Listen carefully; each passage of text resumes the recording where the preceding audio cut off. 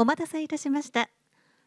お時間となりましたので、ただいまより第3回日本アフリカビジネスフォーラム JABF2021 セッション4革新の大陸アフリカ躍進するスタートアップ企業とともにを開会いたします。どうぞよろしくお願いいたします。本フォーラムは日本語、英語、フランス語の音声にて配信しております。プルダウンメニューから本日の日付とご希望の言語を選択してご視聴ください。はじめに本日のモデレーターをご紹介させていただきます。モデレーターは国際協力機構 JICA 専門家の不破直信様です。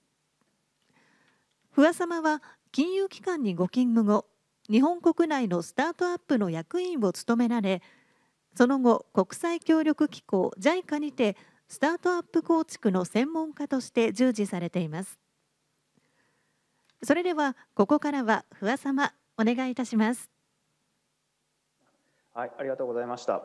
皆さんこんばんは。本日はアフリカ開発銀行主催の第3回日本アフリカビジネスフォーラムのJETRO、JICA、UNDP、UNIDO、4機関共催のセッション、革新の大陸アフリカ、躍進するスタートアップ企業ともにご参加をいただきまして本当にありがとうございます。私が本セッションの進行役を務めさせていただきます JICA の不破と申します。どうぞよろしくお願いいたします。アフリカのスタートアップといえば、今年も、コロナの後で、少しスローダウンするのかなと思っていたんですけども、今年もナイジェリアのスタートアップのフラッターウェーブはオーペイ、チッパーキャッシュなどのフィンテックなどを中心にユニコーン企業が複数誕生してきてまして、その背景としても、携帯端末、スマートフォンの普及背景に、急速に金融インフラが今整い始めていて広がっている。で、その産業、その金融インフラを中心に他の産業に波及する時期に非常に入ってきているというふうに考えています。本セッションではこのアフリカの今の社会課題を革新的な技術、事業モデルで解決して、事業成長に期待が寄せられているスタートアップの企業の事業をご紹介させていただき、日本企業による投資、連携、協業の可能性についてお伝えできればと考えております。どうぞよろしくお願いいたします。はじめに UNDP 総裁補兼アフリカ局長のアフナ・エサコンワさんから本イベントへのビデオメッセージを頂戴しておりますので、まずはご覧いただければと思います。よろしくお願いいたします。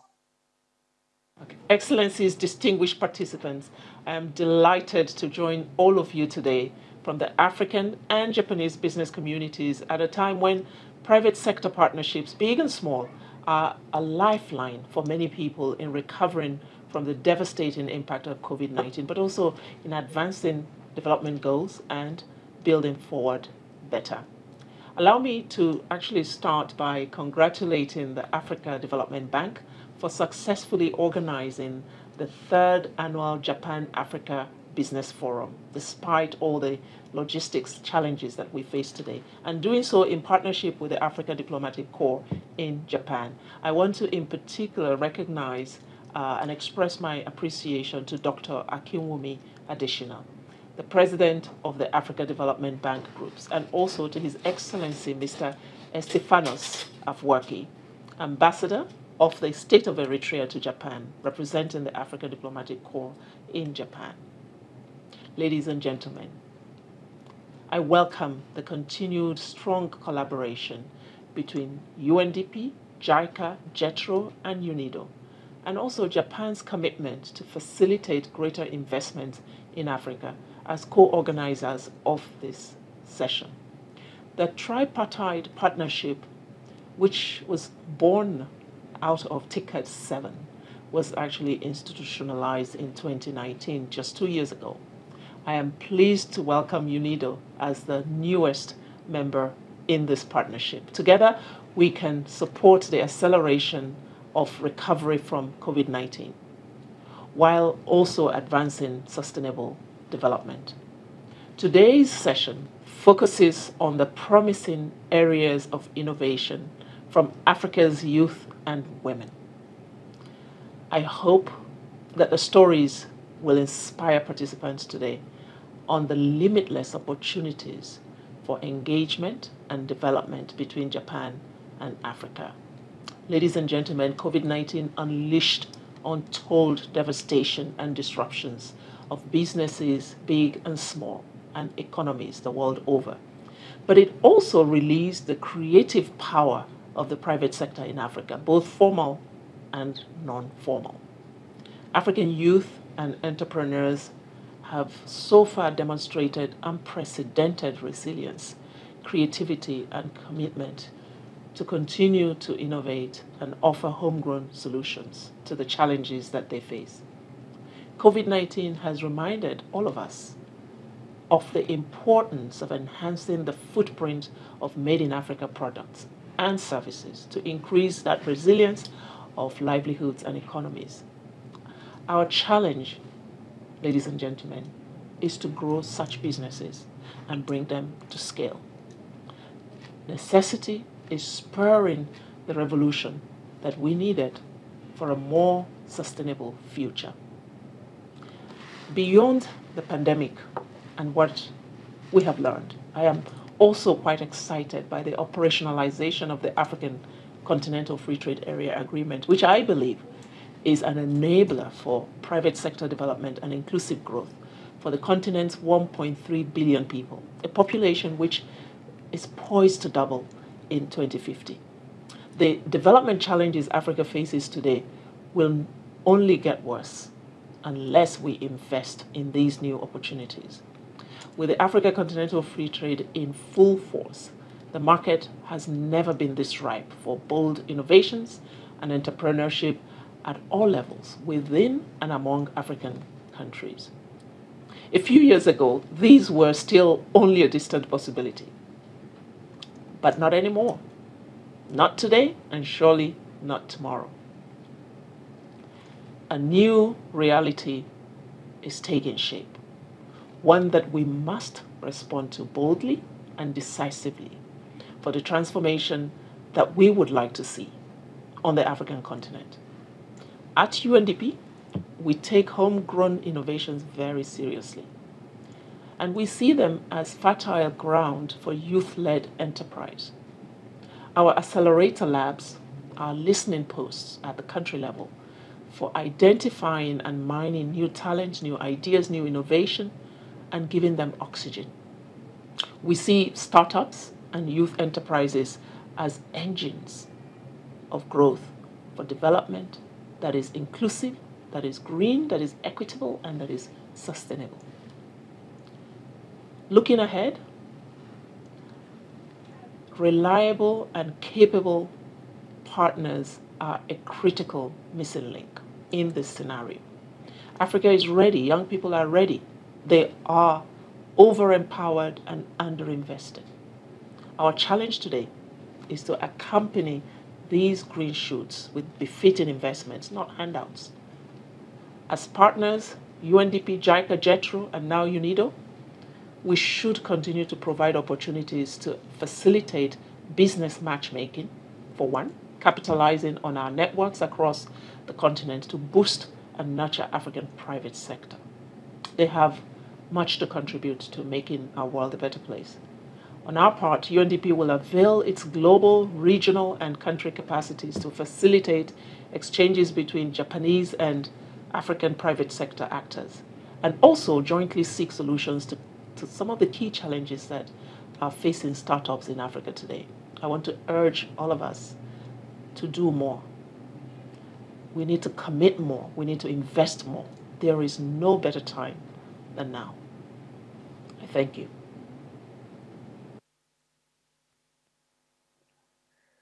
アフナさん、どうもありがとうございました。アフナさんもおっしゃってるように、メイドインアフリカ、やっぱりこう海外で作られたものをアフリカに持ってきて輸入するのではなくて、アフリカで作って、アフリカで売っていく、そういったビジネスの成長を我々はもっと促進していく必要があるんだろうというふうに感じました。またビジネス連携、日本とアフリカのスタートアップの連携についてもコメントいただきましたけども、本セッションでもですね、それを少し深掘りできればというふうに考えております。それでは本日のコメンテーターの皆様を紹介いたします。で、1人目はエチオピアで、学生、児童向けにコンピュータープログラム教育を提供する事業や AI 開発の事業を展開する ICOG Anyone Can Code の CEO のベテレヘム・デセさんです。私、ベティといつも呼んでいます。私もエチオピアに2年間滞在していたんですけども、ベティさんとは何度もスタートアップに関する議論をし、またスタートアップエコシステム強化のプログラムであるソルブイットを一緒に運営してきました。今回もどうぞよろしくお願いいたします。続いてカメルーンのフォーブス、アフリカにてビジネスコンサルタントをしているフュージオ・クンブ・ジェフさんです。ジェフさんはビジネス投資コンサルタントであるとともにフォーブスアフリカで勤務しております。お二方どうぞよろしくお願いいたします。本日はまずコメンテーターのお二方とパネル討論をしまして、それからスタートアップ5社に登壇してもらおうと考えております。でまた今視聴者の皆様がご覧になられている画面の右側にチャットボックスがありますので、これらの機能を使って意見や質問をどんどん書き込んでください。時間の許す範囲で何度か皆様からのご質問を本日の登壇者の方々にぶつけていきたいと思いますので、ぜひご活用ください。それではスタートアップセッション、革新の大陸アフリカ、躍進するスタートアップ企業とともにを始めたいと思います。はじめにアフリカのスタートアップを取り巻く環境についてコメンテーターの皆様とパネル討論をしたいと考えております。一つ目の論点としてスタートアップの経済成長への貢献を挙げさせていただきます。携帯電話の急速な普及でモバイルを起点としたデジタルソリューションが一気に広がってきており、今年も冒頭申し上げましたけれども、フラッターウェーブ、チッパーキャッシュなどのユニコーン企業が誕生しています。これらのスタートアップが起こす急速な変革、新規の需要の創出が経済成長を生んでいる、または経済成長に付加価値を出していると考えています。でまた本日登壇されるアフリカの企業5社の皆さんも非常にユニークで、ビジネスを展開されております。スタートアップの経済成長への貢献について、どのようにベティさん、ジェフさんが捉えているのか、それぞれから少しコメントをいただければと思います。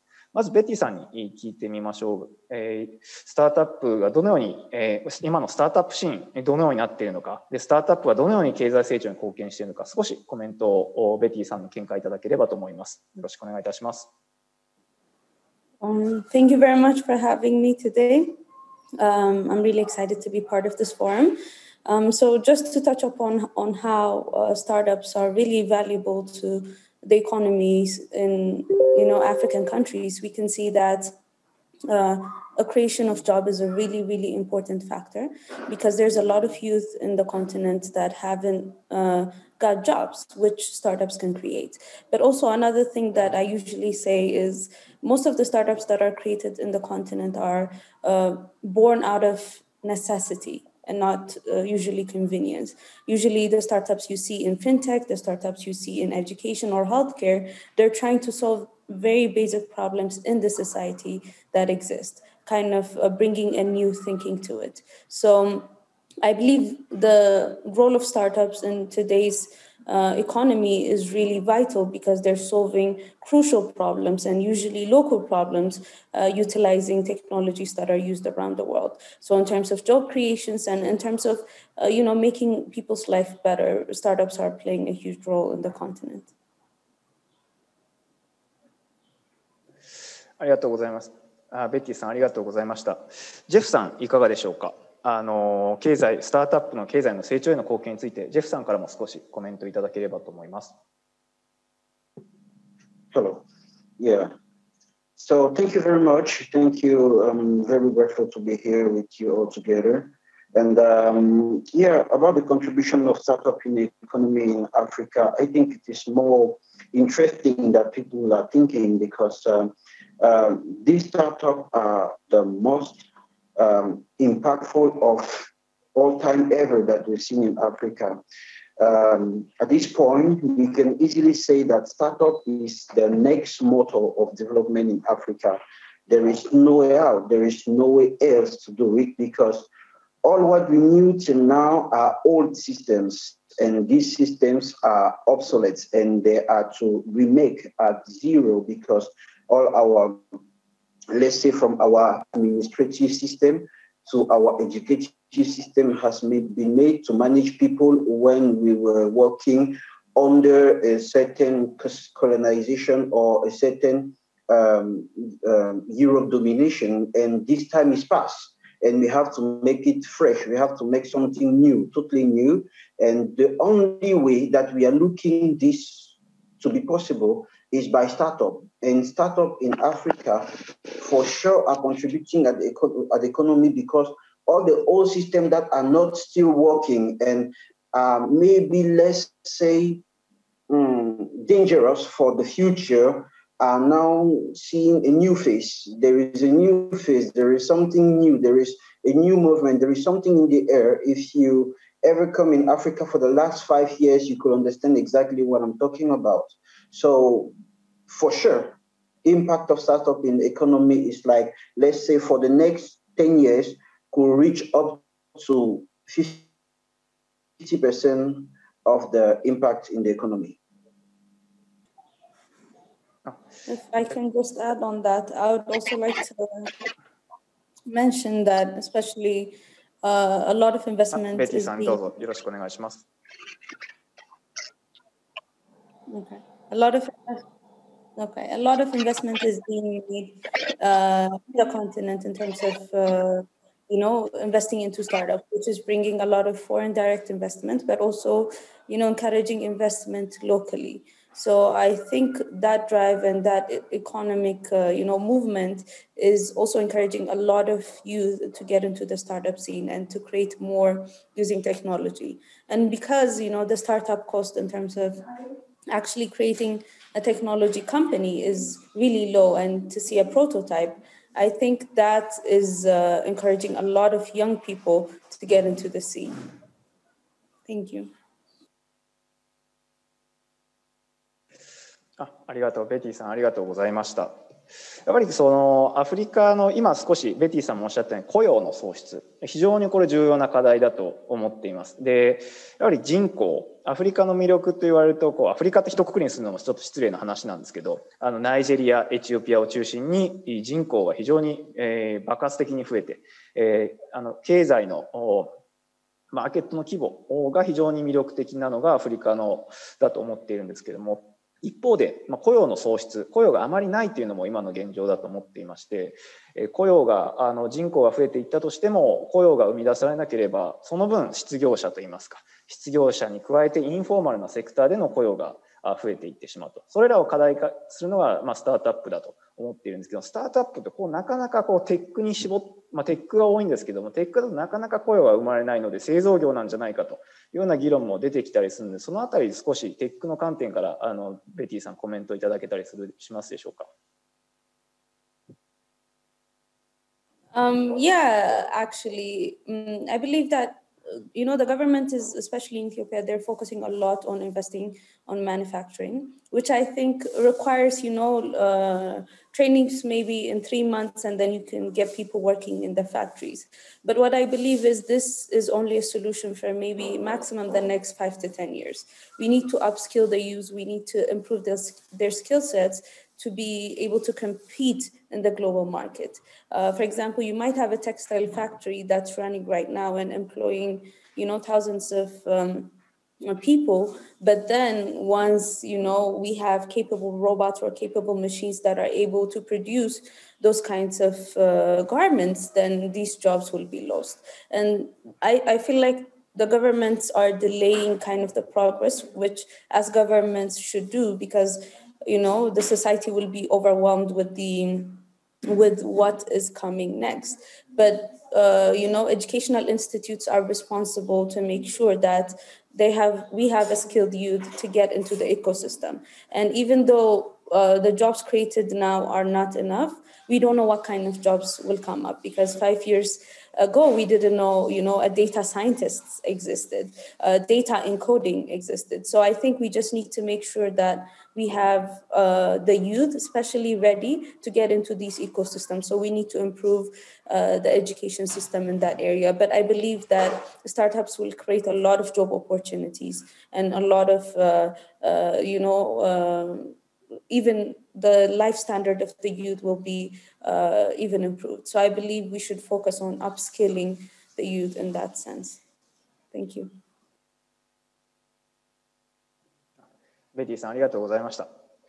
それでは少し1つ目の論点、終了しまして、次に2つ目の論点、これベティさんがさっきおっしゃった投資の観点に少し絡んだ論点になってくるんですけども、日本の企業もいろいろこうスタートアップに投資していたり、ベンチャーキャピタル中心にですね、日本はケップルさんとかサムライインキュベーターさんとかアマカバードファンドさん、AIC さんとか、そのベンチャーキャピタルが中心にスタートアップに投資はしているんですけど、やはりその日本企業としてコーポレートの人たちがスタートアップとの連携をどうしていくのか。ベンチャーキャピタルがもう投資するっていうのはある程度進んできてるんですけど、事業会社がどうスタートアップと連携していくか、ここについて少しなんか他の欧米のや他のアジアの中国、韓国とかと比べると遅れているんじゃないかなと思うんですけども、このあたり実際にコメンテーターの2人から見まして、日本企業のこういったスタートアップとの連携というのは他国と比べて遅れているのか、それとも遅れていないのか、または2つ目の質問としては、この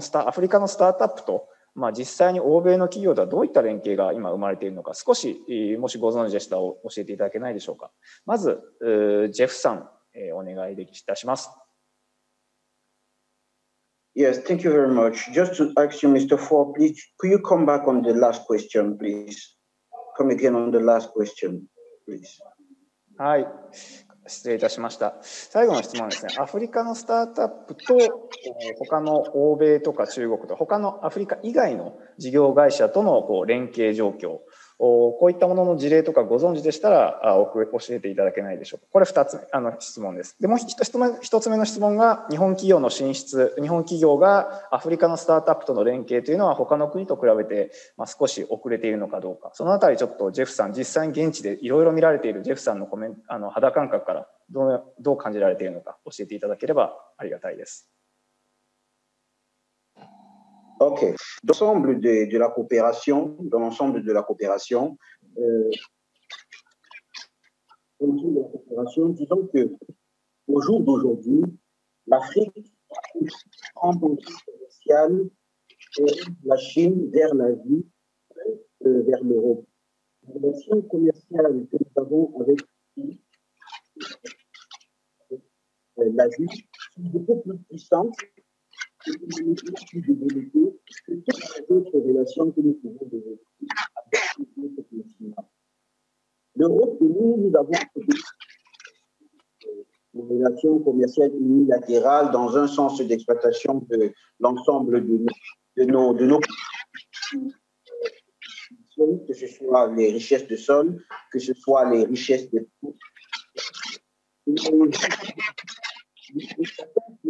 l'Asie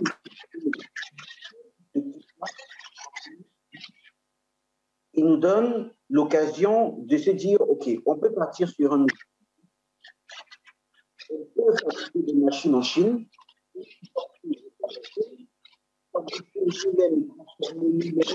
nos matériaux tels que le bois en des matériaux finis tels que des portes, des planches pour des maisons et des...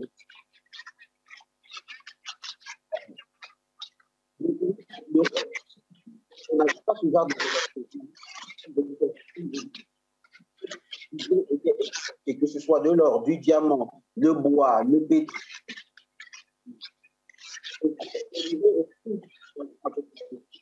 Avec les relations que nous avons avec l'Asie, la transformation en globale, nous devons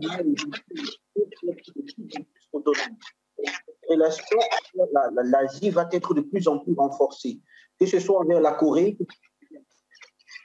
avec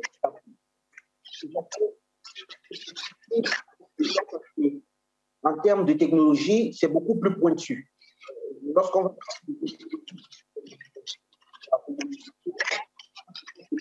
se tourner vers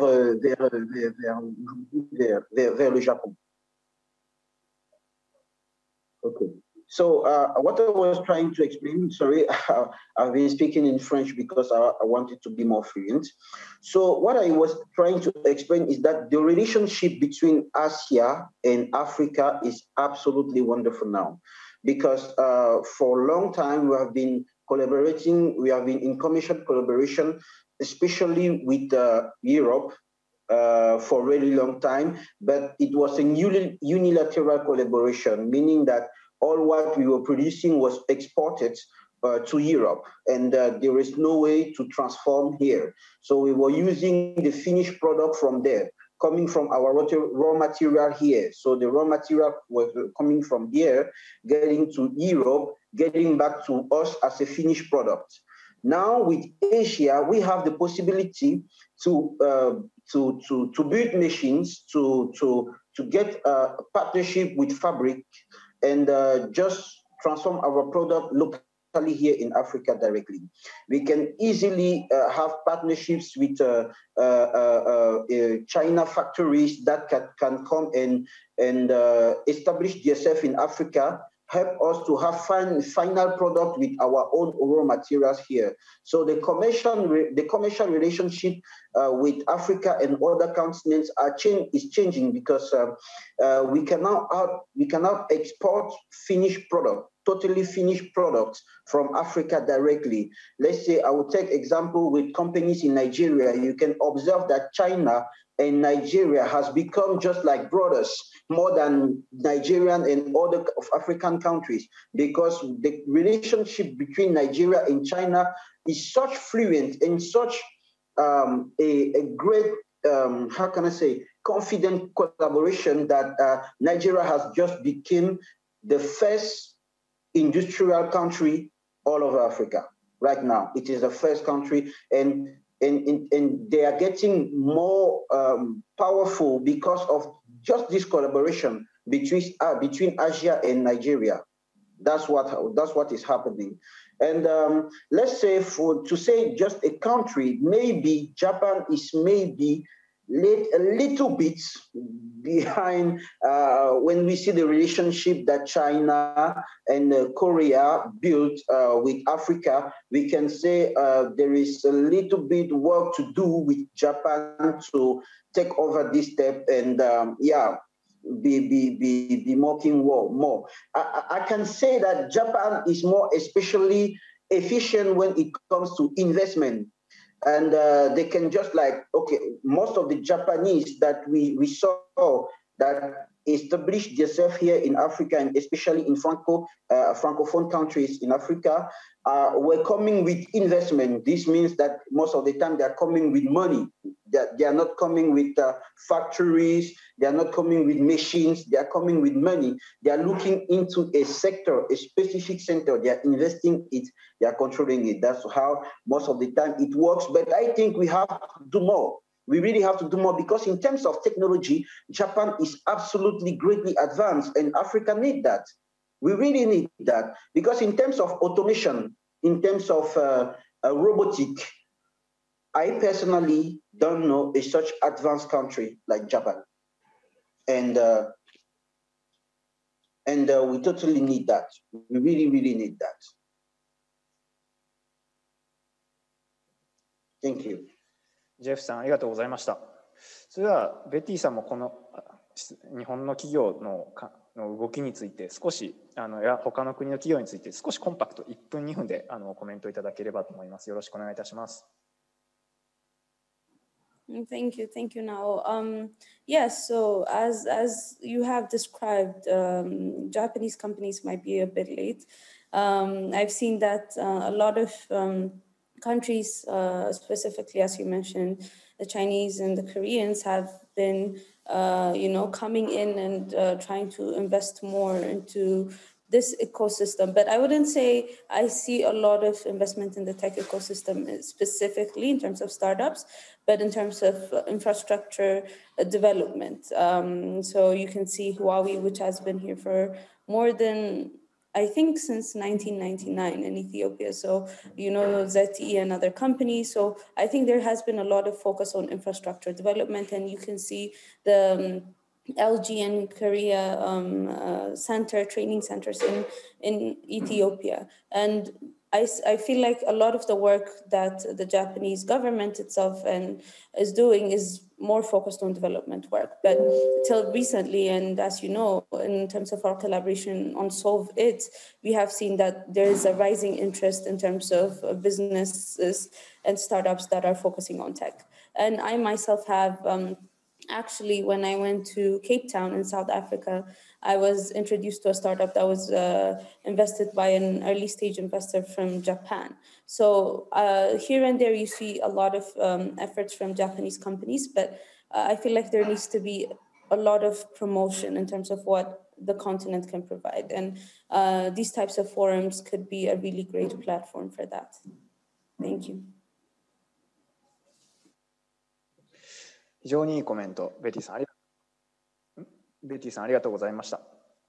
ここからはですね、一旦アイスブレイクセッションを終了とさせていただきまして、アフリカから選抜しました5社によるプレゼンに移りたいと思っております。参加視聴者の皆様からのご質問も受けますので、何かありましたら Q&A に書き込んで送ってください。それでは1社目はですね、ウガンダのモバイルスキャンソリューション M スキャンの共同創業者兼 CEO のメニョイノセントさんです。M スキャン社はウガンダの高い妊婦の死産率に対してですね、対応すべくノートパソコン、タブレット、携帯電話などを接続して利用可能な持ち運び式の超音波検査装置を開発しています。それではメニョさん、どうぞよろしくお願いいたします。7分でプレゼンテーションよろしくお願いします。Thank you so much for the introduction. Once again, my name is Innocent, and I'm the lead of MScan. Today in Uganda, we lose over 16 mothers every day due to complications related to pregnancy. Globally, 830 women die every day due to complications related to pregnancy. And most of these complications can be detected early using ultrasound. However, the problem on ground is the traditional ultrasound machines are very expensive. They use a lot of power. They are bulky and sophisticated to use. There's also a gap of lack of trained personnel to operate the ultrasound devices. At MScan, we have developed portable ultrasound machines that work on tablets, on laptops, and on mobile phones. With the power of MScan, we are able to do ultrasound even in a low resource setting where power is a challenge. Globally, there are over 20 companies that offer handheld ultrasound devices and services. However, MScan is strong on obstetrics and gynecology. That's for a pregnancy. And we're also able to achieve ultrasound for other body scans. MScan has a very close offering to Butterfly IQ. And as such, I offer this competitive analysis between MScan and Butterfly IQ. MScan stands out in particular with fit in the low resource settings and offers training for midwives and frontline health workers. And as such, this makes us stand out with the competitors, specifically Butterfly IQ. Now with MScan, you're able to diagnose complications early in pregnancy. It allows timely intervention through referrals to larger facilities, which saves lives. We've increased access to ultrasound for the pregnant women in low resource settings at very cost-effective prices, and also offer affordable 4 weeks training program. And as such, this presents a unique value proposition for MScan. We improve access to ultrasound services through quality, cost-effective devices and training.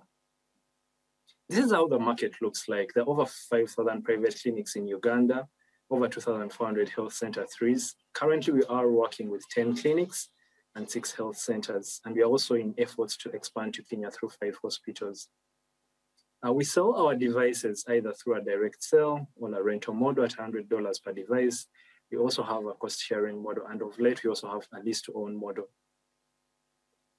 In the wake of COVID-19, we came up with this model where now we go and reach out to the mothers who are stranded in their homes because of different reasons. Among others, there are the curfews, lack of transportation to reach health facilities, and also worry to contract COVID-19.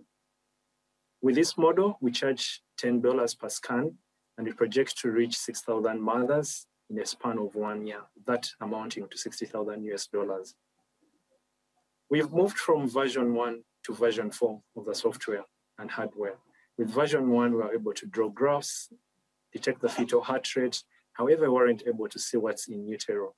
With version 4, we are able to see what happens as we scan, and therefore are able to detect risk factors in real time. We've scanned over 1,000 pregnant mothers, detected over 600 complications, and we've had these mothers referred on time, interventions done, and their lives thus saved. Currently, we are starting manufacture of ultrasound gel locally with Saraya, a renowned Japanese chemical manufacturer. The ultrasound gel is a very, very key component and accessory in doing ultrasound scans. We've been through over 6 districts in Uganda and deployed in over 6 districts, and we plan to scale to many more other districts and also neighboring countries like Kenya, Tanzania, and Rwanda. At MScan, we are adding other maternal medical supplies, especially with the wake of COVID-19, to our package. We're adding drugs, we are adding delivery kits, which we call the mama kits. And with this, we are looking forward to scaling our home-based ultrasound service model. This calls for more partnerships on board, and therefore I call on partners to come and work with MScan to scale this. We also call on co-manufacturers and deployment to be able to advance our software and hardware and add telemedicine features to our services. We are looking forward to deploying more devices on a lease-to-own model and see that more clinics benefit from our services, but also actualize finances from this model. At MScan, we are building a one-stop maternal facility. We call on partners for this, and with this, it will offer more catchment for our community clientele and also offer more specialized home procedures and interventions. With this, we are raising $500,000 to scale the home-based ultrasound service model and also improve or accelerate the machine deployment on the lease-to-own model. We partner with JICA on a home-based ultrasound service model that have sponsored us and funded the project, and also looking forward to scale with them. We also work with IDI, we've worked with UNFPA, we've also worked with Johnson & Johnson, to mention but a few. This is the amazing team at MScan, myself, the lead, with 4 years experience in ultrasound, Dr. Prosper, with over 4 years experience as a medical doctor, Joel and Ivan, our software developers and experts at embedded systems. I also work with Phyllis, a radiographer, with also understanding in research, and also a business strategist, Gloria Haise. This is one of the mothers in whom complication was detected, referred on time, and we had the life of the mother and that of the baby saved on time. Therefore, I believe that the access to ultrasound should be democratized, with each mother having to have an ultrasound scan done at least once in pregnancy. MScan, save a mother, save a life. Thank you so much.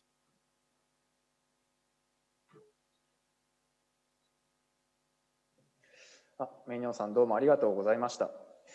ここで視聴者からですね、複数質問来ておりますので、少し質問をメニョンさんにさせていただければと思います。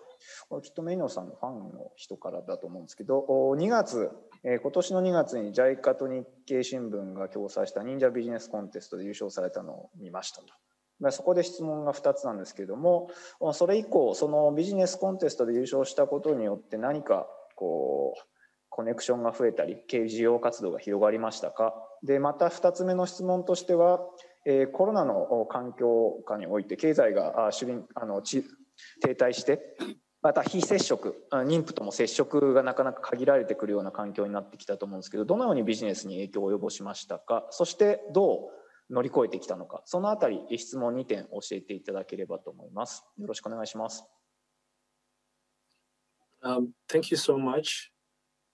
Thank you so much. After the Ninja competition, we've had reach out from different Japanese companies. We are in touch with some, and actually that's how also Saraya came on board. And with Saraya, we are going to be able to manufacture ultrasound gel. We are in touch with Marubuni, one of the biggest investment company in Japan, and looking forward to having more detailed and candid conversations with them. In terms of contracting COVID-19, since we offer close contact in terms of scans to mothers, I think being a healthcare service, and which is an essential service, unfortunately we couldn't stop our delivery of services because the mothers still do need us. As much as COVID is there, but also there's also a large burden of other morbidities like pregnancy complications, malaria, etc. So we've just accelerated the use of PPE, hand sanitizing, and also using the N95s. And with that, we are able to avert to that risk. But also we are expanding through an ambulance model. Through this model, it will reduce us entering the patient's homes. So the patients will be able to enter the ambulances, we do the scan, and then let them go back into their home. So that might also reduce on the contacts that we have with family members and also anyone else that we would find in the homes. Yeah, so that explains how we are going about addressing issues around COVID-19.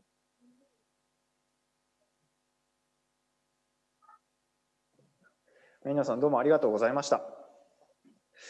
続いて2社目に移りたいと思います。2社目はセネガルのエコビルダー MS 社の CEO ンディエマリー・エダ・ディエゲンさんです。セネガルのエコビルダー社は農作物の廃棄に対応するためにリサイクル資材を利用して手頃な価格で手に入る農作物の貯蔵庫を開発、そういうような事業を運営しています。それではマリーさん、よろしくお願いいたします。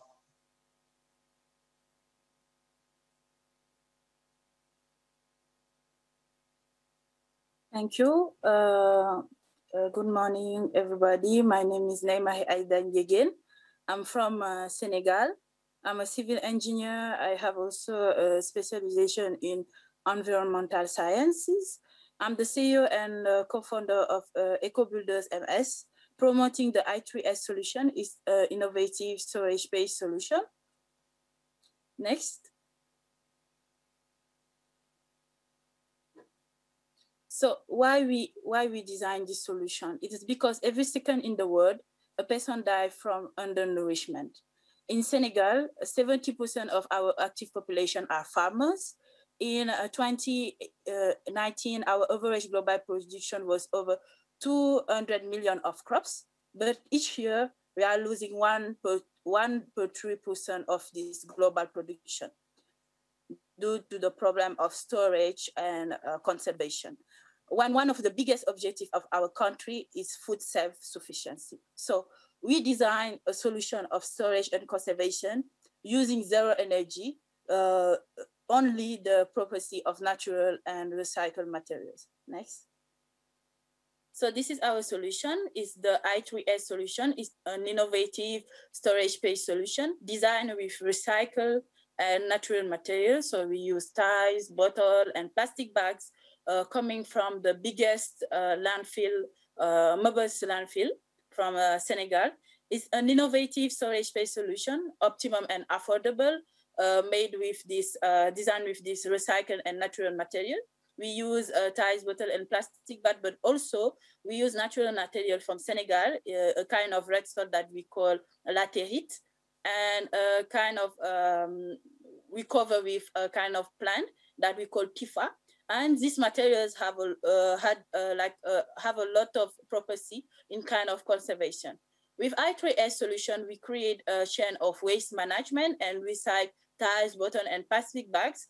We already built 2 storage spaces, store more than 200 tons of potatoes, onion, and peanuts, and during 3 months. Next. As I said, the advantage of our solution is first the conservation time, because we don't use energy, only the thermic property of our natural materials. So we can store onion and peanuts during 6 months and potatoes during 3 months without using energy.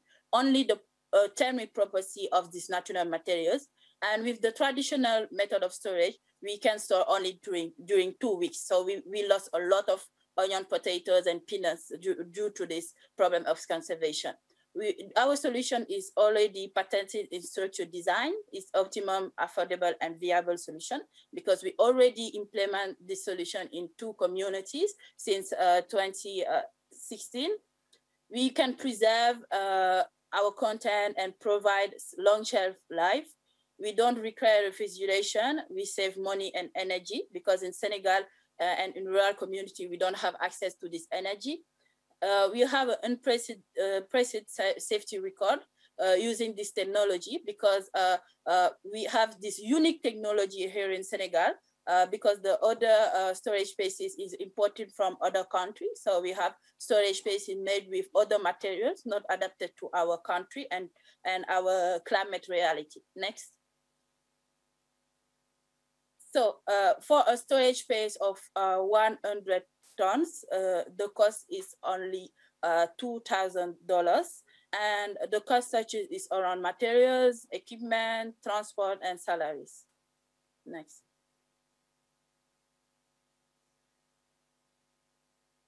Talking about our economic model. So how we make money with this solution, because it's a social and environmental solution. We can build a community storage spaces and application of a storage tax. We finance, with this model, we pre-finance the construction of the community storage spaces. For example, we build community storage spaces in Kaya community, and the storage spaces is used by more than 30 farmers at the same time. So we recover the investment with benefits using a payment per month, and we can recover this investment in 5 years. For the personal concession, so the personal storage spaces, we can have an individual farmer who wants the storage space, so you just pay the total price. Why we design this community model is because in Senegal, farmers are working in community. So what is our result? Since 2016, we already built 2 storage spaces, recycle tires, bottle, and plastic bags, save over 200 tons of crops since 2018, create 60 direct and indirect jobs, because we are giving also training into the community. So these storage spaces are building by community, youth of community. We impact 2 farmers community. Next. Talking about our team, so I'm the CEO and co-founder. I'm a civil engineer. I have also an MS in environmental science. I'm a climate activist too. Fatoumata Biya-Diallo is our financial expert with an MS in finance. Seydina Lo is our head of architecture department with an MS in architecture and design. And we have also our team of builders and mentor. Next. So we are in 20 of the Sustainable Development Goal, has industry and innovation, zero hunger, no poverty. We are also working in responsible consumption and production. Next. ma amee 12 ans ba léegi maa ngi ci mbay agriculture li jaar si mbayam pompiteer yëpp ak mbayam soble terewul ay jànkonte ak difficulté yu metti lan ci yàlla booleel muy surtout pomme de terre soo xoolee zone de Niayes muy Noto jaar Kër Mbir Ndaw ba kër ngay ñëw Kayaar ba Déni Biram Ndaw fu ñu mën a stocké pomme de terre 3 mois te amoo benn problème amu fi. État bi commencé woon na ko def dans la zone de Niayes mais keroog bi ñu ko tabaxee ba seng ko ak tey entrepreneur bi keroog la fa gëj pendant 5 ans loolu kenn mënu faa def dara te loolu mënul jëriñ man rek mën naa koo feesal pomme de terre waxatuma laa bu ñu ko boolee commune Kayar yëpp. Bon système bii nu indil fii nag mu bokk ci programme mu Eco Builders su ma ko amoon sama tool li ma dal ren dal ma daaw du ma dal daaw maa ngi jaay sama pomme de terre kilo 240 ki ma ko jaay dem yóbbu ko jaay ko kilo 500 daf ko am fu mu ko denc ba bisu julli ga mu jaayee ji ko kilo 500 loolu ñàkk fu ma ko denc la. Okay, thank you. It was Mr. Guèye. It is the president of the farmer community of Niayes region. It's a community of more than 30,000 farmers in the north of Senegal. So what we need actually, we want to raise 1.7 million USD to build over 1,000 storage space in 1,000 different communities here in Senegal, because the problem is conservation concern a lot of community here, and we want to raise it also to develop our system of construction. We are actually in a research program developing an option using solar energy. So we want to implement it in a different community. We also want to have an industry manufacturing this kind of material, like innovative material and local material.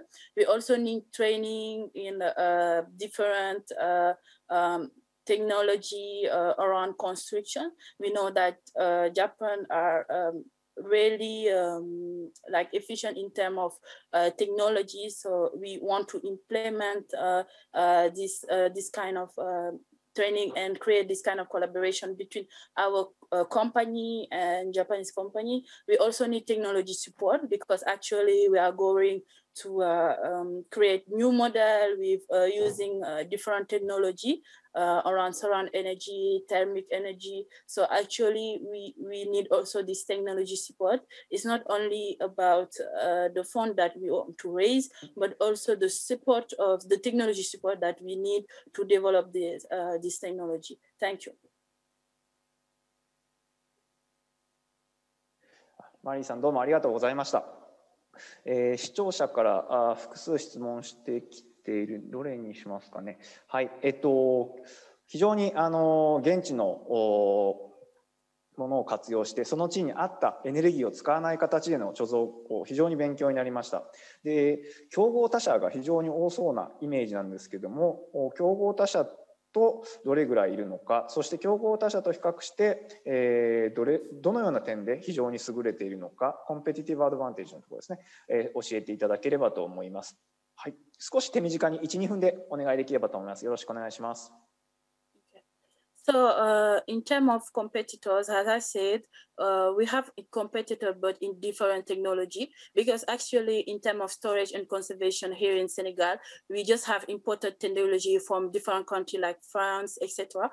So actually they are using not natural material, they are using energy to provide coldness into their storage spaces.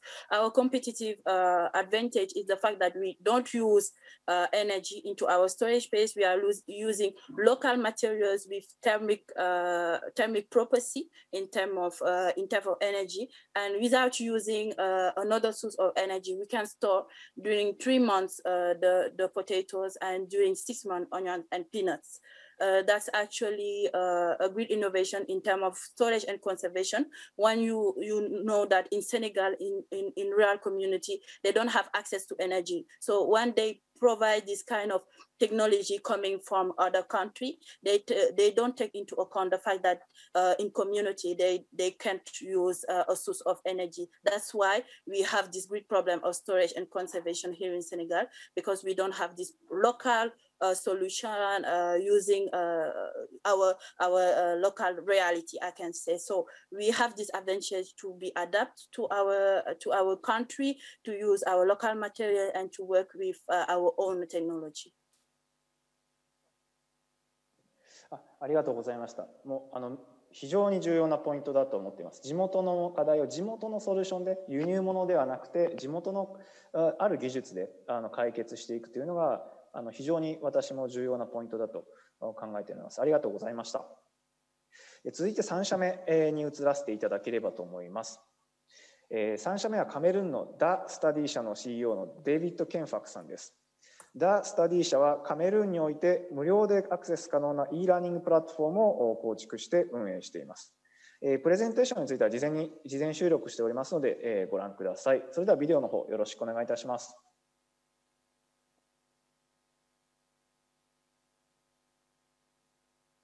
Ok, salut à tous, je suis David Kenfak, promoteur du projet d'Astedi. Je suis un jeune entrepreneur camerounais. À travers cette présentation, je vous présenterai la problématique que nous sommes attardés pour résoudre cela, ainsi que les enjeux derrière ce projet. Ok, afin de concevoir ce projet, nous nous sommes attardés sur 2 grosses problématiques majeures qui minent notre société au Cameroun. La première est le problème d'accès à la connaissance de qualité, qui est un gros problème majeur, car l'éducation n'est pas accessible à tous, surtout aux populations défavorisées qui n'ont pas les moyens d'aller dans les écoles pour se former. Donc, c'est pas accessible à tous. L'éducation de qualité, la compétence n'est pas accessible à tous, ainsi qu'elle est limitée car les domaines d'expertise n'est pas forcément accessible. Pour avoir une expertise dans un domaine, mieux se former, les étudiants ont tendance à aller en ligne ou soit dans les pays étrangers. Ensuite, le deuxième gros problème, c'est le problème de transmission de la culture locale, car la jeunesse n'a pas accès aux connaissances n'est plus très liée à la culture. Les jeunes ne savent pas parler les langues locales, les langues maternelles, ne savent pas faire de la cuisine, ne connaissent pas l'histoire locale, ne sont pas connectés à leur culture. Donc, ça, ce sont des problématiques qui sont attendées pour résoudre. Ainsi, pour résoudre cela, nous avons pensé à concevoir une plateforme 3 en 1 qui offre un contenu assez diversifié, constitué d'une bibliothèque numérique de plus de 15 000 documents, dans plus de 500 domaines différents. Ensuite, les vidéos, tutoriels vidéo ainsi que les logiciels. Donc, à travers cela, vous pourrez apprendre tout ce que vous voulez, que ce soit la médecine, la culture, l'informatique, les techniques industrielles, l'histoire, en fait. Donc, les jeunes pourront également avoir accès à tout cela, à ces connaissances-là, et de façon gratuite, car le contenu est gratuit, et ils pourront lire cela en ligne et télécharger, que ce soit les documents, les vidéos et ainsi des logiciels, en fait. Donc, à travers la plateforme, les jeunes pourront économiser de l'argent pour ceux qui n'ont pas les moyens de se former, car le contenu est gratuit, gagner du temps. Il y a un contenu assez diversifié, tout est au même endroit, plus de 500 documents, plus de 500 domaines au même endroit. Donc, ils pourront facilement se former dessus. Ensuite, le contenu est de qualité, car il est fourni par les enseignants partenaires. Et nous faisons également promotion de la culture africaine. Quand nous offrons des documents liés à la culture, à la cuisine, aux langues, nous mettons en avant le savoir-faire, le contenu fourni par les Africains. En gros, voilà comment la plateforme se présente. Là, c'est la page d'accueil. Là, c'est la page des catégories documents, ainsi que tutoriels, ainsi que documents. Et là, ce sont des logiciels, en gros. Le marché, la taille des marchés est constituée, en gros, en général, de tous ceux qui ont besoin de connaissances pour développer leurs compétences, par ailleurs des étudiants et des professionnels connectés à Internet. Le business model est assez simple. Tout d'abord, nous faisons de la publicité ciblée, c'est-à-dire les entreprises qui sont intéressées par notre audience, constituée en majorité d'étudiants. Ils vont venir mettre des bannières publicitaires sur la plateforme. Ensuite, nous mettrons l'abonnement premium pour des services comme la lecture audio, documents, lecture en ligne, lecture feuilletée, autres services proposés par la plateforme. Les utilisateurs ont accès à cela en payant un abonnement premium de $1 par mois. Ensuite, la marketplace, les écrivains pourront venir vendre leurs documents, leur contenu dans la plateforme. Une partie du contenu sera vendue par les auteurs eux-mêmes et nous aurons des commissions, en fait. Une compétition, nous nous positionnons mieux par rapport à nos concurrents car nous offrons un contenu gratuit et nous faisons la promotion du savoir-faire africain et contenu assez diversifié car nos concurrents offrent parfois des contenus spécifiés dans un domaine précis. Et parfois, c'est coûteux. Or, nous proposons un contenu gratuit. Nous mettons les auteurs africains pourront venir nous fournir le contenu et nous allons faire la promotion dessus, en fait. L'équipe est constituée de 6 jeunes personnes ambitieuses et assez compétentes pour leur domaine. Avec une levée de fonds de $40 000, donc $15 000 en grants. Nous avons gagné 2 concours de projet, $15 000 et $25 000 en love money. Nous avons pu acquérir une fraction de la plateforme et près de 15 000 vues de vidéos dans la plateforme. Notre besoin pour atteindre 100 000 utilisateurs, en fait, parmi lesquels 20 à 30% des premiums est évalué à $100 000, reparti comme c'est. Nos partenaires, pendant la période du Covid, nous avons pu nous démarquer car nous avons permis aux gens de se former étant à la maison, confinés, en ligne et également de les cultiver afin de les permettre de se défendre contre le Covid. À travers le contenu, nous avons pu avoir des professionnels de la santé comme les livres pour apprendre à se protéger du Covid, à concevoir des masques respiratoires, gel hydroalcoolique et même des techniques pour des médecines traditionnelles pour mieux booster le système immunitaire. Et ça nous a permis de gagner le concours de la francophonie et ainsi que d'être partenaire avec MTN Cameroun, en fait. Et ensuite, nous sommes partenaires avec l'État camerounais grâce à l'Antique. Ensuite, l'organisme Erdalab, le concours Erdalab, qui est constitué de l'organisme l'Institut français et l'Institut Goethe, ainsi que nous sommes partenaires avec notre incubateur ActiSpace. Notre besoin en termes de collaboration avec les entreprises japonaises, nous pourrons les fournir la clientèle ciblée pour les entreprises qui sont intéressées qui aimeraient toucher le marché camerounais, qui sont intéressés par les étudiants camerounais et d'Afrique francophone. Nous pourrons les fournir cela à travers notre plateforme. Ainsi que tous les ONG qui aimeraient avoir de l'impact social sur la population africaine en termes d'éducation, de compétences pour tous et de lutte contre le Covid, tout comme la francophonie nous a soutenus dans ce sens la politique contre le Covid, nous pouvons également faire pareil avec ces ONG-là en termes d'impact social. Ensuite, pour les investisseurs, de nous offrir cette opportunité de financement avec le projet qui est très rentable en fait et qui continue d'être rentable avec notre évolution. On a fourni cela. Ensuite, tous les startups de l'écosystème, nous aimerions également intégrer les startups de l'écosystème japonais pour bénéficier de leurs conseils, des formations de qualité, du networking et des investisseurs en fait. Donc, en gros, voilà les 4 points d'entrée et également plus tard, bénéficier également de l'expertise technique de tous les investisseurs, expertise technique et expertise en termes de business.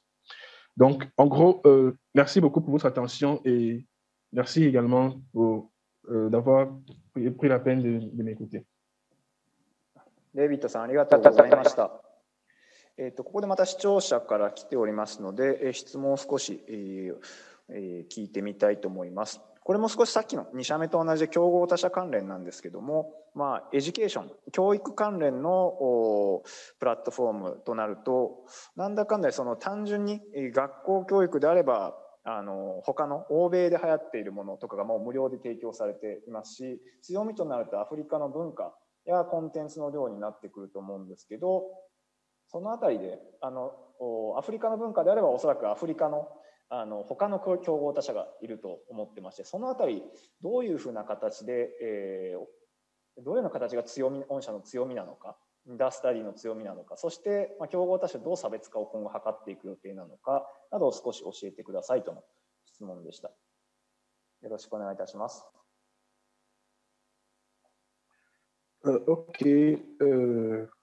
Dans le contexte africain, nous avons certains concurrents en fait. Bon, il est vrai, je n'ai pas énuméré dans ma présentation parce que après mon étude de marché, je me suis rendu compte que la majorité de notre cible, les étudiants étaient beaucoup plus intéressés par les plateformes étrangères que j'ai énumérées dans ma présentation. Dans le contexte africain, il y en a des plateformes que, même également dans mon pays, la différence est beaucoup plus au niveau de la diversité en fait. Parce que la majorité des plateformes qui font leur e-learning dans mon pays, c'est déjà, ils prennent un domaine spécifique. Peut-être qu'ils veulent juste former en informatique, former en histoire. Donc, ils prennent un domaine spécifique et ils mettent du contenu dessus. Alors que nous avons englobé tous les domaines majeurs, en fait, utiles pour la société, en fait. Et également, ce qui nous différencie des concurrents, c'est beaucoup plus côté culture. Parce qu'il y en a pas à ma connaissance vraiment qui offrent du contenu, juste des petits blogs, des blogs des particuliers qui veulent peut-être un blog sur la cuisine camerounaise, par exemple, un blog sur la langue camerounaise, mais des plateformes qui font pareil, il y en a vraiment pas qui permettent également, qui facilitent cet accès à la culture, en fait, afin de révéler cette culture. Donc là, c'est cet angle-là que nous sommes positionnés pour pouvoir également prendre notre élan et évoluer. デイビッドさん、ありがとうございました。3社目が、ダスタディ社でした。すみません、3社目、どうもデイビッドさんありがとうございました。続いて4社目に、移らせていただければと思います。4社目はチュニジアの CBEX 社の共同創業者、兼 CEO のアミラ・シュニアーさんです。この会社はチュニジアとフランスで事業を展開してまして、CBEX 社は農業の生産性向上と資源の効率活用のために IoT によるデータ分析を用いて、リアルタイムかつカスタマイズされた考えアドバイスを提供している会社となります。それではアミラさん、よろしくお願いいたします。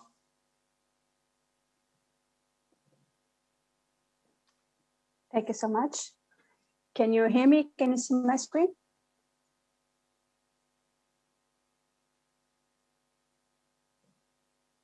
Yes, I can hear. Great. So good morning, everyone. So my name is Amira. I'm the co-founder and CEO of CBEX. And with CBEX, we are creating the hub of agronomy expertise. We are 3 co-founders with nearly 40 years of cumulative experience in high tech, including machine learning, business management, and sales. We have a fantastic team of multidisciplinary talents in mobile and embedded web development, and a great group of advisors in agronomy and international development. As you can see on the map, so the effect of climate change on global agriculture by 2050 is super scary. Middle East and Africa is clearly a water scarce region, and estimates show that climate change may reduce global agriculture productivity by 17%, That's why sustainability is more than ever at a risk. Like many farmers around the world, we met farmers in the small village of Sraourten in Tunisia who are puzzled by the low yield despite their overuse of the local water table, which is losing 1 meter per year. The income of 85 families is highly at risk, not only 85 families, but millions of farmers in Africa and Middle East. In addition to climate change, the lack of access to the expertise and data necessary for a good decision-making in irrigation causes between 10 to 50% of inefficiency in productivity, yield, and the use of resources. Therefore, we are talking about 3,270 euro in efficiency cost on olives in Tunisia per hectare per year, for example. According to a study also published in 2019, over and under irrigation in Tunisia caused farmers 300 million US dollar in direct economic losses, and it's up to 1,000 US dollar per hectare. So to prevent over irrigation, local governments pass restrictions to force farmers to limit their use of water. Between low yields and income instability, what would you choose? That's why you would choose to CBEX. So because we have proven that consuming less to produce more is possible. So what is CBEX? It's both a mobile and web platform and IoT stations. The platform or the mobile web and platform allows providing tailored irrigation recommendations based on the compilation of data from multiple sources to help farmers have better productivity and better management of resources. Our IoT stations are optional and complementary for a better precision. It allows the automation of data collection from the weather stations and any type of sensor installed in the parcel, and also the automation of the execution of irrigation plans. Thanks also to the integration of the satellite imagery, we will give access for the farmers to a mapping or more precise mapping of his irrigation, access to vegetation indices and other indices, which will help to make it possible to calculate the yield and the productivity of the plant, and also get an idea of the plant's nutrient needs. We've designed CBEX in a modular way to integrate other tools and platforms, making it the central point of truth that aggregates all the data collected from several sources for a better recommendation for irrigation, better execution, and a better monitoring of the crop growth. Among our many main competitors, we have Syncro, Peanut, Netafim, Rainbird, which are also potential partners. We distinguish ourselves mainly thanks to the integrating data from different sources, which can be easily imported. We use proprietary and partner calculation model. Also, the irrigation recommendation are available directly on the platform, and we have an advanced and autonomous automation of the equipment on land.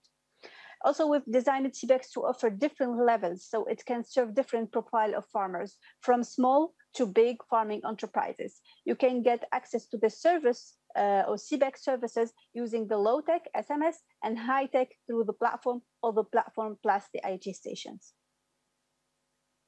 We are addressing a global precision farming market valued by Goldman Sachs Group at $240 billion, of which $35 billion relates to precision irrigation by 2050. And CBEX is now present in Tunisia and France with a focus on the Middle East and African and European markets, which represent a cumulative potential of 10 billion euro. With CBEX, we intend to reach a big social impact by achieving 5 SDGs goals. We are actually saving resources and making better profitability. We are pulling more youth into more attractive new farming jobs. We are helping governments to maintain food security by improving yield, and we're creating more safe and efficient and profitable farms. In our client portfolio, we have leading French and Tunisian farmers of more than 6,000 hectares, telcos like Orange Middle East and Africa and Orange France. Also, we have technical centers with more than 63,000 hectares. We have cooperatives, a chamber of agriculture, municipalities, and big buyers. We are supported by renowned partners in finance and business and by leading companies in technologies. To enrich our agronomic knowledge database, we work with partners who have a recognized reputation among farmers. Here are some photos of the version 1 of CBEX stations installed in some farms.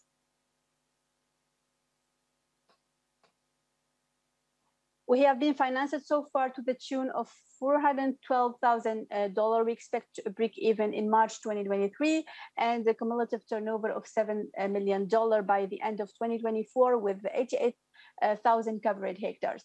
We've opened a new round of investment and we are in investor discussion with investors. So if you want to join the future of precision irrigation, as one of our customers said, don't think twice because it's the right time. Thank you so much.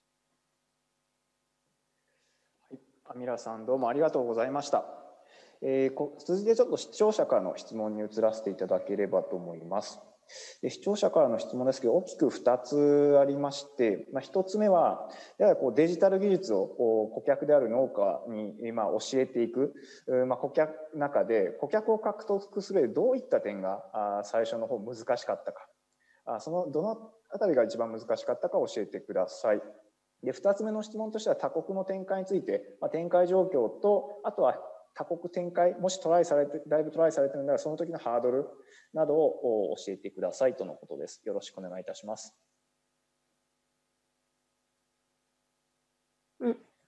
Very good question. So actually about technology, when we have thought about CBEX the first time, we have been working on a very sophisticated solution. But after that, we've understood that it's not that will make us access or to help us to access the agriculture expertise. It's to make it very simple and to offer to the farmer a very simple answer to one question, which is how much and when I have to irrigate.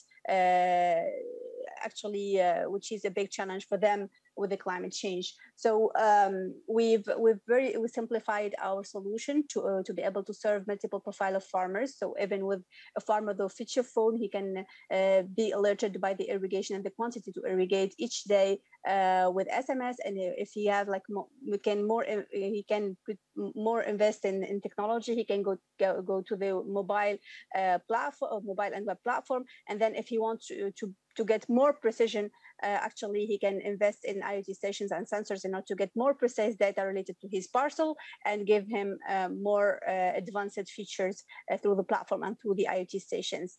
And for the market where we want to go and how we want to go, it's actually with partners, actually work with partners. It's more in agronomic and research and development partners, technical centers, cooperative, etc., etc. And we are more focusing on the Middle East and African market, as we are also presenting in Europe, and we have clients in France. And we found also that Europe can be also a big market for us, but we want to bring more impact in the African and the Middle Eastern market because we know that there is a big potential there.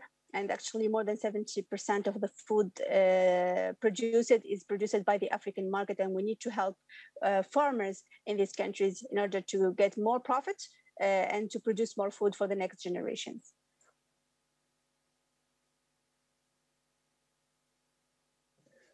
アミラさん、どうもありがとうございました。続いて5社目に移らせていただければと思います。5社目はモザンビークのバイオメック社 CEO のマータ・バニア・ウエテラさんです。バイオメック社は海洋のハイプラスチック素材を使って義足を開発して海洋汚染と義足のアクセス不足の両方の課題にアプローチしている会社となります。それではマータさん、どうぞよろしくお願いいたします。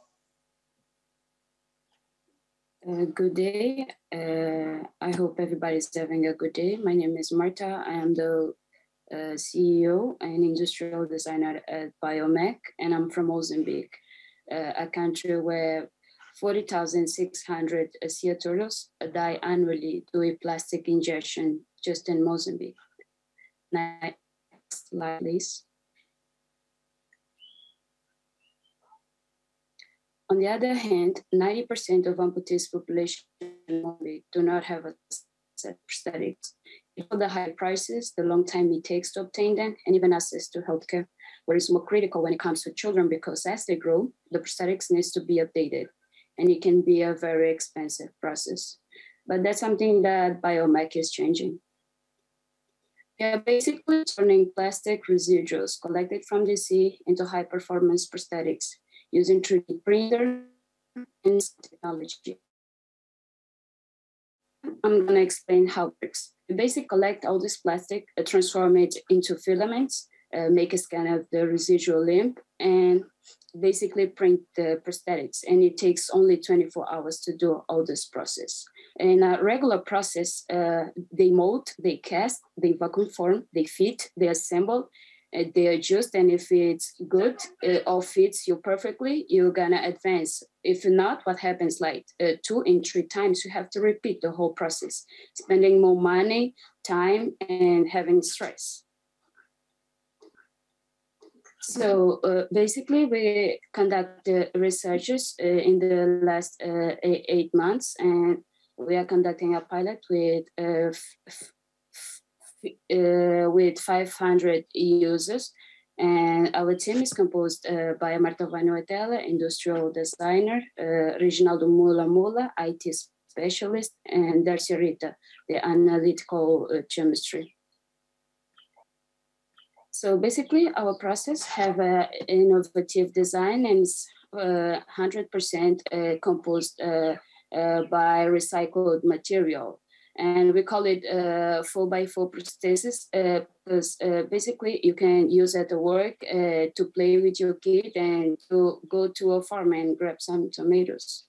And the same prosthesis can be rebuilt 10 times. The cost of the prosthetics is $45 compared to the $1,000 of the conventional prosthetic, because basically all raw material is based on trash, and we kind of get it for free. Entire prosthetics based in our process can be built in 24 hours compared to the 1,008 hours of the conventional prosthesis. And our main goal is to make people feel and experience life with more possibilities. Other goal is to reuse 20% of the plastic waste from the most polluted beach in Mozambique. And we expect to get 4,000 persons to experience life with more productivity and self-esteem by 2022.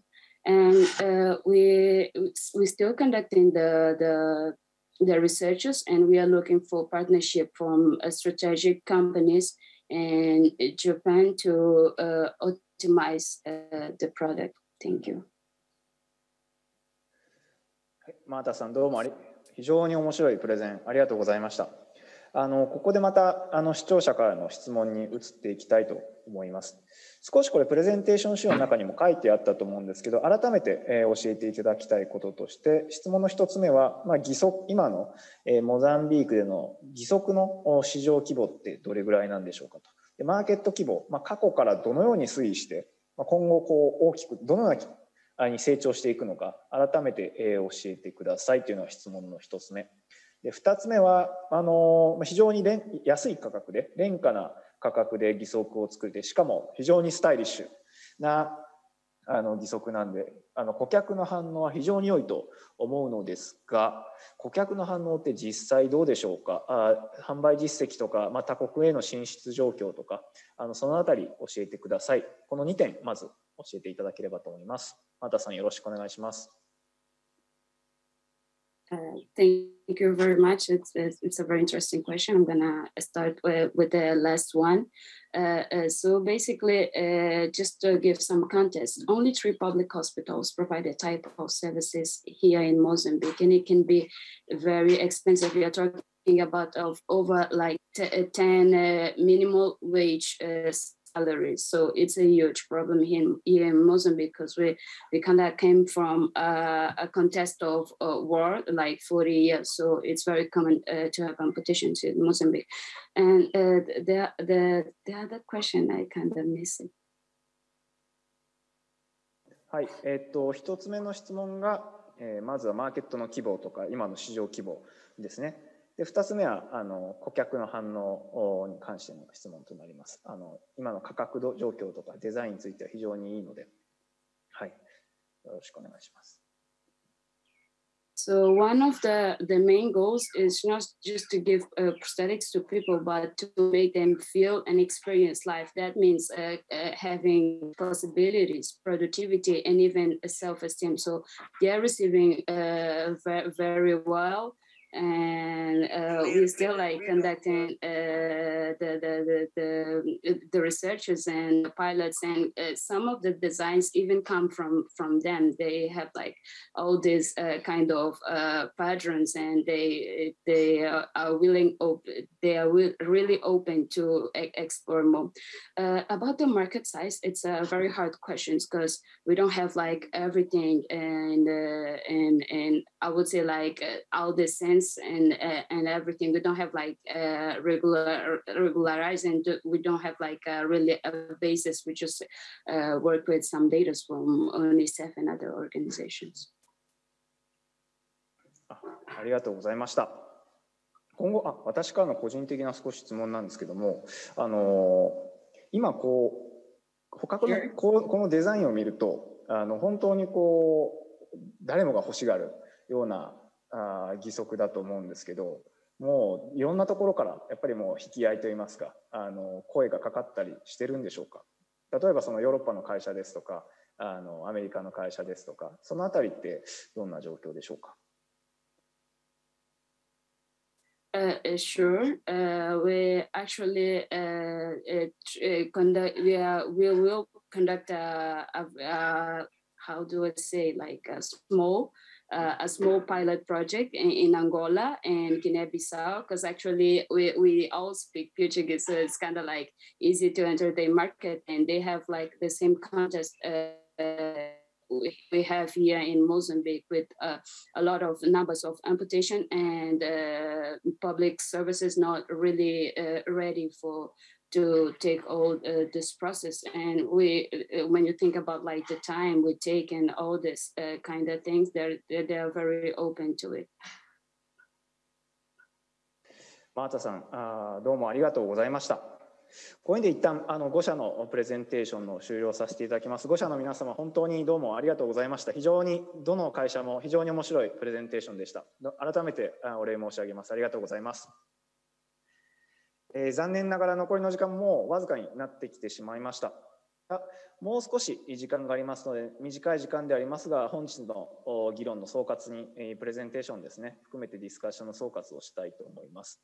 それではちょっとコメンテーターのベティさん、ジェフさん、それぞれですね、5社のプレゼンテーションを振り返ってコメントを少しずつ頂戴できればと思います。2、3分でそれぞれいただけますでしょうか。まずはじゃあベティさんからお願いいたします。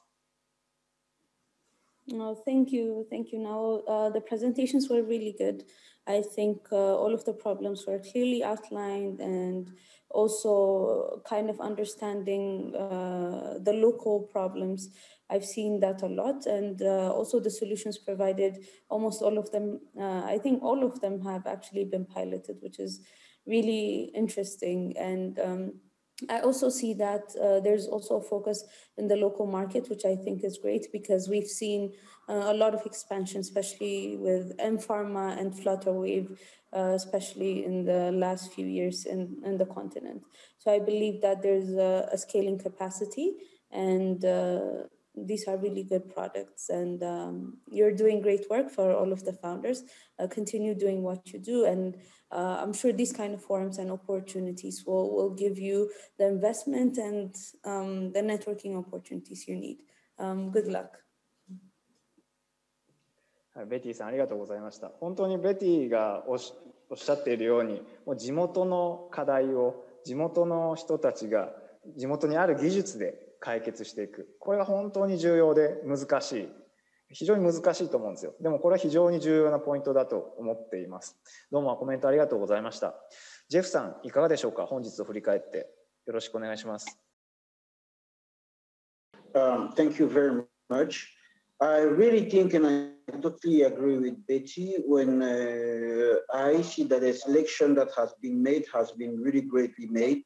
And all these companies that speeches have all the potential to develop in Africa, because they are really, really, really touching the points and the real problems. I can see that we have we have healthcare solution with BioMec and MScan. We have education solution with Day Study. We have productivity and agricultural solution with CBEC, and we have conservation and commercial and trade solution with I3S solution. I really think all of those 5 companies have really great potential, and the selection and the committee that selected this company to pitch here today, I think they made a very great job. They really selected the right one, and I totally think that each and every one of these companies deserve to be accompanied financially, really. Thank you very much. ジェフさん、どうもありがとうございました。視聴者の皆様もいかがでしたでしょうか。来年、2022年には、チュニジア第8回目となるアフリカ開発会議 TICAD が開催される予定です。コロナショックが劇的に世界が今変わっていまして、その今だからこそスタートアップがもたらすイノベーション、新しいアフリカの姿、社会課題の解決とビジネスの両立、そしてアフリカを含めた世界経済の持続的な成長というテーマに関してですね、我々もっと考える機会があってもいいのかなと、今回のプレゼンテーションなどを踏まえて改めて感じました。それでは終了の時間が近づいてきました。本日は皆様ご参加いただきまして本当にありがとうございました。これをもちましてスタートアップセッション革新の大陸アフリカ躍進するスタートアップ企業とともにを終了いたします。ご視聴いただきまして本当にありがとうございました。不破様、登壇者の皆様ありがとうございました。以上をもちましてセッション4革新の大陸アフリカ躍進するスタートアップ企業とともにを終了させていただきます。次のセッション5は明日7月7日水曜日の日本時間17時から開催いたします。ぜひご参加ください。また本日の動画は本プログラム終了後はアーカイブとしてご視聴いただけます。プルダウンメニューから本日の日付、セッションとご希望の言語を選択しご視聴ください。本フォーラム終了後、アンケートがポップアップで表示されます。ぜひアンケートへのご協力をお願い申し上げます。すぐのご回答が難しい場合は、イベントページの右上にありますクリップボードのマークをクリックいただくと、アンケート一覧が表示されますので、そちらよりご回答をお願いいたします。また、本セッションと並行して、オンラインビジネスマッチングが7月16日まで行われており、本日ご登壇いただきましたコメンテーターおよびスタートアップ企業の方々との商談も設定いただけます。一般視聴者としてご参加の方でビジネスマッチングに参加をご希望の方は JABF 事務局までご連絡ください。本日はご参加いただきまして誠にありがとうございました。